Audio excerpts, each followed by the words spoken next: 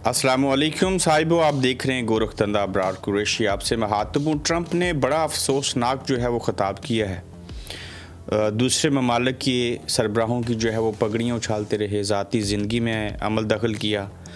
ख़िताब क्या करना था और उन्होंने क्या किया, ये पहली बार आपके सामने चीज़ें रखेंगे कि अमेरिका को इतनी बड़ी सुबकी क्यों हो रही है। फिर ईरान ने अमेरिका को ख़त लिखा है। इस ख़त के पीछे बहुत बड़ी वजह है और इस एक ख़त को वजह बना के आप जान सकेंगे कि ईरान की पॉलिसी जो है वो कितनी गहराई में है। जंग जारी रहेगी, फ़िलवक्त स्कूल बंद क्यों हैं, ये पाकिस्तान के अंदर स्कूल बंद हैं। Tehreek Insaf बामुकाबला establishment final round है। ये तहरीक इंसाफ कभी पल में तोला, पल में माशा, ये क्या हो रहा है, इस समेत दिगर आज की जो अहम ख़बरें हैं उसके ऊपर बात करेंगे। साहिबो देखिए, डोनाल्ड ट्रंप के ख़िताब की ना पूरे अमरीकियों को और पूरी दुनिया को इंतज़ार था, और बिलखसूस जो हम सहाफ़ी हैं हम देखना और सुनना चाह रहे थे कि डोनाल्ड ट्रंप जो है उन्होंने ख़िताब करना है और उसमें क्या कहेंगे। लेकिन साहिबो, चोर चोरी से जाए लेकिन हेरा फेरी से न जाए। और फिर जो इंसान की अपनी ज़ाती खसलत होती है ना, नेचर होती है, वो कभी नहीं बदलती। अगर आप बदलने की कोशिश भी करें तो कहीं ना कहीं उसके असरात ना सामने आ जाते हैं, और ख़ास कर चेहरे पे नहीं, मौजूदा दौर के अंदर सोशल मीडिया पे, जो कि ये बड़ा जदीद दौर है, इसमें आप चीज़ों को छुपा नहीं सकते। देखिए, ट्रंप साहब ने जो फ्रांस के सदर हैं उनके हवाले से जो बात की, उस केस को बीवी मुक्के मारती है, बीवी से मार खाकर ज़ख्मी है। मैंने उससे कहा जंग में मदद करो, लेकिन उसने कहा नहीं नहीं, हम ऐसे नहीं कर सकती। उन्होंने साफ इनकार कर दिया। बरतानिया के ऊपर तनकीद की, इटली ने छोड़ दिया, फ़ज़ाई हदूद बंद कर दी। अड्डे देना तो दूर की बात ही ना, हॉलैंड जैसे मुल्कों ने टेक्नोलॉजी देना, जो कुछ उनके पास ड्रोन्स वगैरह थे, उससे इनकारी हुए। स्विट्ज़रलैंड ने इनकार किया। तो ट्रंप साहब ने सवाए दूसरों की पगड़ियाँ उछालने के कुछ नहीं किया। साहब वो यहाँ एक नुक्ता बड़ा नोट करने वाला है। ऐसे क्यों होता है, कोई भी अमेरिकी सदर हो ना, देखिए बराक ओबामा जुल्म किए, बाकी चीज़ें हुई, लेकिन वो बड़े डिसेंट सदर गुजरे अमेरिका के। और भी थे, लेकिन उनके अंदर ना कुछ एथिक्स थे और असूल थे। बात करने की मैं बात कर रहा हूँ, गुफ्तो शनीद करने के हवाले से। ये ट्रंप साहब देखें, कभी किसी को गर्दन से पकड़ लेंगे, कभी यूक्रेन के सदर को जाट पिला देंगे, कभी भी किसी भी वक्त कुछ भी कर देंगे। अगर पूरी ज़िंदगी में कोई बचा है इस बंदे के शर से, तो वो इमरान खान साहब थे। उनके सामने वो बिल्कुल अच्छे तरीके से हाथ पे हाथ रख के बैठा रहा। बहरहाल, ये जो डोनाल्ड ट्रंप का ख़िताब था, ये ख़िताब कम और उसमें अफसोस वाली हालत इज़हार जो थी वो ज़्यादा दिखाई दी। न जंगबंदी का कोई ऐलान किया, वही बातें पुरानी के हमने उनका ये तबाह कर दिया, फ़लाँ तबाह कर दिया, ऐसे तबाह कर दिया। और जबकि दुनिया को पता है और ईरानियों को पता है, हमें पता है कि अमेरिका और इज़राइल जो हैं वो जंग हार चुके हैं, और वो जंग हार रहे हैं। और जितनी लंबी ये जंग जाएगी, इसमें अमेरिका का पहले और बाद में इज़राइल का, और साथ में ईरान का नुकसान होगा। ईरान का तो नुकसान होना ही था, वो तो आए ही ईरान का नुकसान करने के असूल के लिए थे।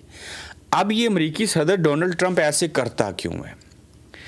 देखिए, डोनाल्ड ट्रंप जो हैं वो बड़े पावरफुल, कोई भी हो वो अमेरिका का सदर होता है। इस मुल्क में, अमेरिका के अंदर भी ना, जॉन कौन से थे, उनको सीधी माथे पे गोली मारी गई थी खिताब करते हुए, जैसे लियाकत अली खान को मारी गई। तो डोनाल्ड ट्रंप को सवाए अल्लाह की ज़ात के ना यूनाइटेड नेशन पूछ सकती है, ना कोई और पूछ सकता है। उन्हें कोई नहीं पूछ सकता। उन्हें पता है कि ना हमने यूनाइटेड नेशन भी हमारा, IMF भी हमारा, वो किसी की बात नहीं सुनते, वो सिर्फ ऑर्डर देते हैं। लेकिन पहली बार उनके ऑर्डर को ना ईरान ने कबूल किया, ना किसी और मुल्क ने, और हत्ता के बरतानिया जैसा अलाय जो था उनका, वो उससे दूर हट गया कि हमें इसके शर से दूर ही रखे, अल्लाह तो बेहतर है। और डोनाल्ड ट्रंप जैसे मैं अक्सर कहता हूँ, एक दो सदर और अमेरिका को मिल के, बल्कि और मिलने की ज़रूरत नहीं है, यही काफ़ी है। इसका जो टेन्योर बाकी बचता है, तो इसमें इन्होंने सत्यानाश करवा दिया है। तो इनके पास ना ताकत है, पैसे की है, फिर ये दुनिया पे रूल कर रहे हैं इस वक्त। असला है इनके पास, IMF और वर्ल्ड बैंक जैसी जो चीज़ें हैं वो इनके कंट्रोल में हैं।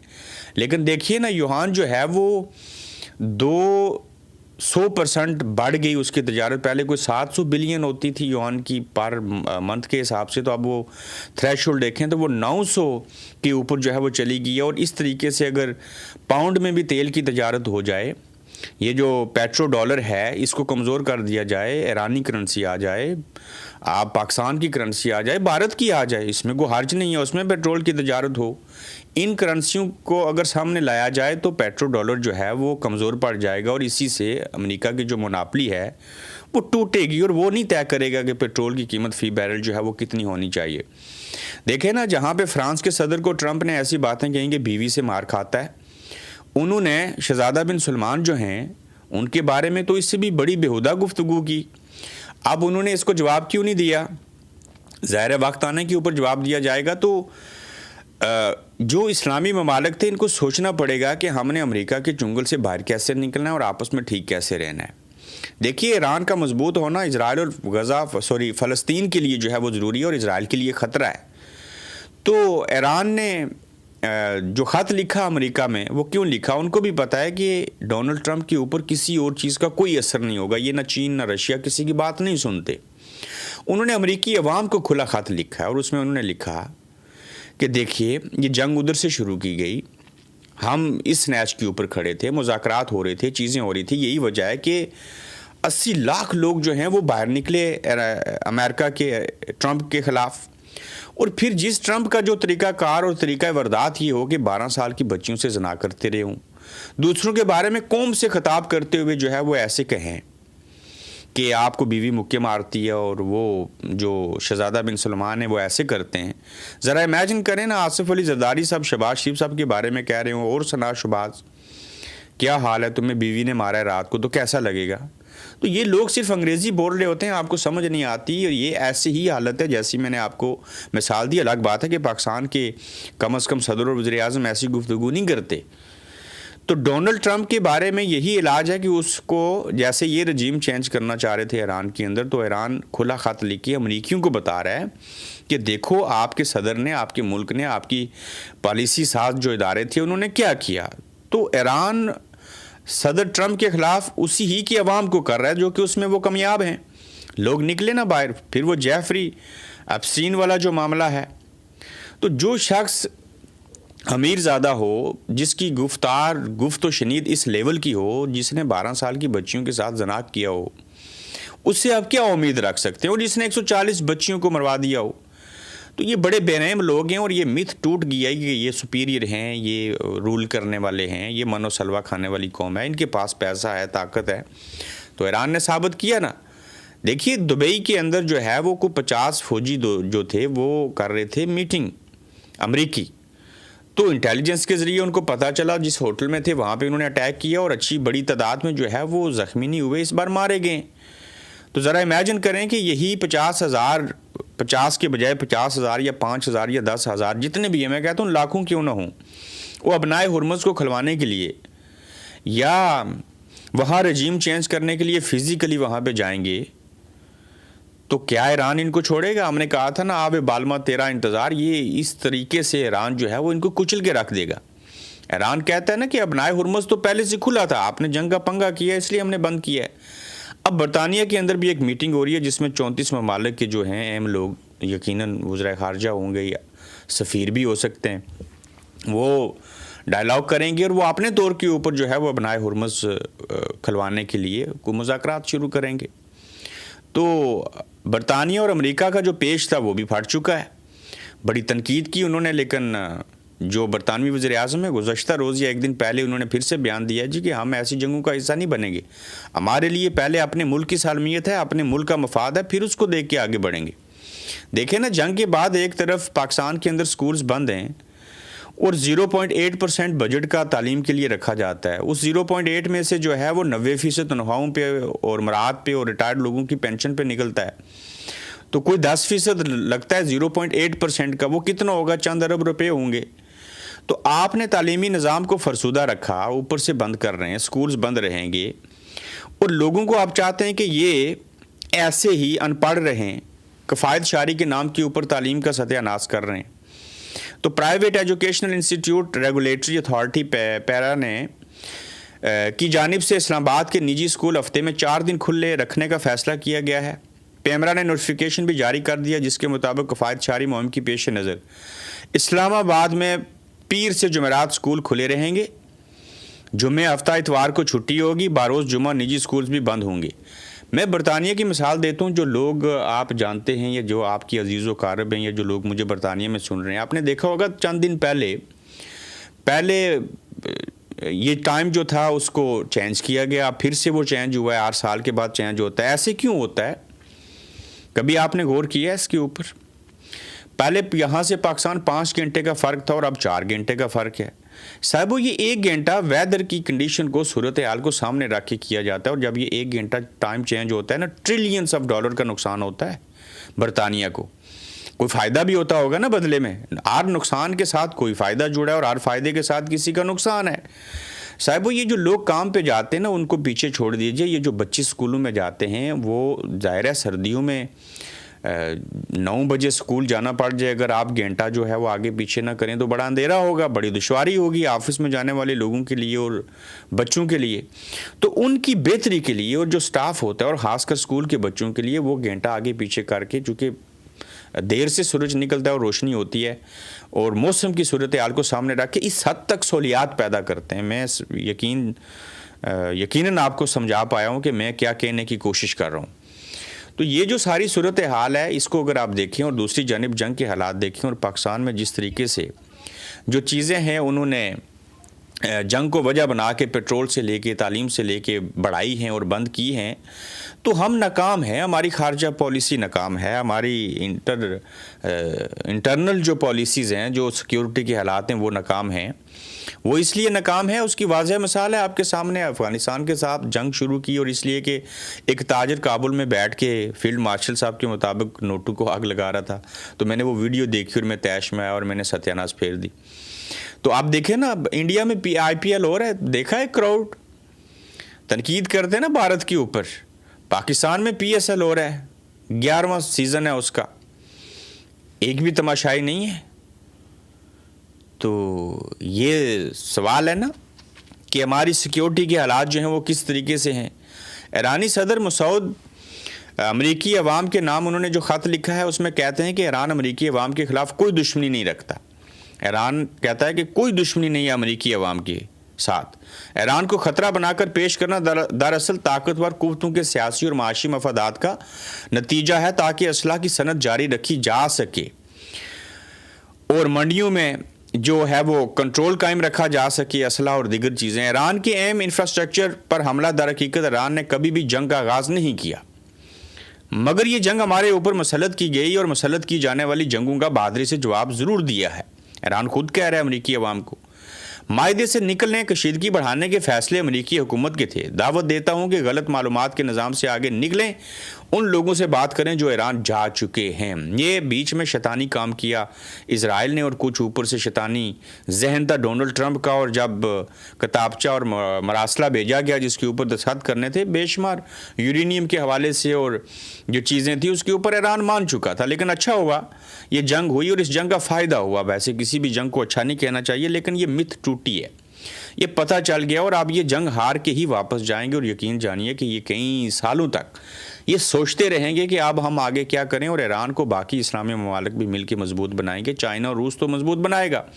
मैंने 12 मरतबा आपको, 1 दर्जन से ज़ायद जब से ये जंग शुरू हुई है, आज 33वां रोज़ है, तो मैंने बताया कि इस जंग के जो मकासद थे, एक तो वो तेल की तरसील बंद करनी थी जो चाइना को हो रही है, दूसरा रजीम चेंज करके वहाँ से अफ़गानिस्तान को कंट्रोल करना था और अफ़गानिस्तान को कंट्रोल करके पैगराम का एयर बेस लेके चीन और रशिया को कंट्रोल करने की ज़रूरत थी उनको। तो चूँकि वो आप देखें ना, युआन आया ना डॉलर के मुकाबले में, उसकी तरसील हो रही है, उसकी रेशो बढ़ी, और वर्ल्ड बैंक और IMF के मुकाबले में और डॉलर को क्रैश करने के लिए चीज़ें होंगी। तो ये सारा अमल था इसके पीछे, ये सारी चीज़ें की जाएँ। तो 47 साल हो चुके हैं ईरान को ज़ेर करने के लिए। जब आपने इराक़ को तबाह किया, ईरान और इराक़ को लड़वाया, इराक़ तबाह हो गया, उनके सदर के साथ सद्दाम हुसैन के साथ आपने क्या किया, तो वहाँ से भी तो आपने असला दिया था ना ईरान को तबाह करने के लिए। अगर तब रजीम चेंज नहीं हो सका था, फिज़िकली फोर्सेस नहीं जा सकी थी, तो अब आप कैसे कर पाएंगे। तो ईरान के हवाले से और भी पेशन गोइयाँ थी और सारी चीज़ें थी, लेकिन मैं दाद देता हूँ यहाँ के पढ़े लिखे लोगों को जिनका लिटरेसी रेट 94% है, ख़वातीन का लिटरेसी रेट 99% है। ये वर्ल्ड रिकॉर्ड है, ना पहले हुआ, ना अब हुआ, ना आइंदा हो सकता है। یہ پہلے وہاں پہ ٹی شرٹ پہننے کے اوپر سزا ہوتی تھی ایران کے اندر. آپ تھوڑے سے لبرل ہوئے ہیں چونکہ انہوں نے پیسہ لگایا اور چیزیں کی ہیں, لیکن لوگ جو ہیں وہ آج بھی اپنی حکومت کے ساتھ کھڑے ہیں. اسی وجہ سے ایران نے جو ہے وہ جنگ جیتی ہے. تو اگر یہ جنگ عوام کی حمایت حاصل نہ ہوتی تو ایران کبھی بھی نہ جیت سکتا. پھر آپ دیکھیں 60% PhD سائنٹسٹ, انجینئر اور دیگر لوگ جو ہیں وہ ایران کی پارلیمنٹ کے اندر اتنے پڑھے لکھے لوگ ہیں. پھر یہ ہجوم نہیں ہے, یہ لوگ قوم ہیں اور انہوں نے قوم بن کے ثابت کیا ہے.